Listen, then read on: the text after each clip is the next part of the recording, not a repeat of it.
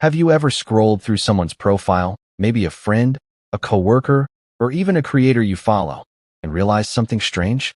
There are hundreds of posts, reels, and stories, but not a single picture of their face. In a world built on self-display, choosing total visual invisibility makes people stand out more than ever. So, what's actually going on in the minds of the people who refuse to post their pictures online? Let's dive into the psychology behind the phantom profile. 1. Radical privacy and the boundary mindset. First up, we have the boundary defenders. For a lot of people, choosing not to post isn't about insecurity. It's about a strict separation between public life and private peace. Psychologically, these individuals view their physical self as something sacred that belongs to them and the people physically in their lives, not an algorithmic public commodity. To them, withholding their face is a way of saying, you can share my thoughts, my art, or my jokes, but my physical presence is mine to keep. 2. Control over the narrative. Next is the psychology of narrative control. Social media forces us into an endless cycle of self-evaluation.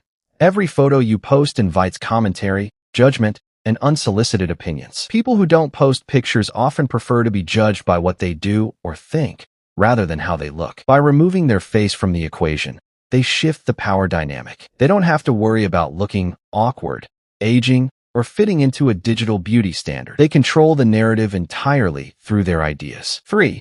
The introvert's sanctuary. Then, of course, there's the introvert factor. For high empathy or highly sensitive introverts, digital exposure can feel genuinely exhausting. Posting a picture invites a microdose of social visibility every time someone likes or comments. For someone who recharges in solitude, having their face float around in group chats or explore pages can feel invasive. Staying faceless is a digital sanctuary, a way to participate in the community without feeling perceived all the time. 4. Avoiding the trap of digital nostalgia. Finally, many people simply dislike the permanence of the digital archive. We change constantly, yet the internet forces our past selves to live forever in high definition. By refusing to anchor their digital identity to a visual timeline, these individuals give themselves the psychological freedom to grow and change without a history of old photos tethering them to who they used to be. Conclusion and call to action. So, if you're one of these faceless scrollers, or if you have a friend who refuses to put up a profile picture, it's rarely about hiding out of shame.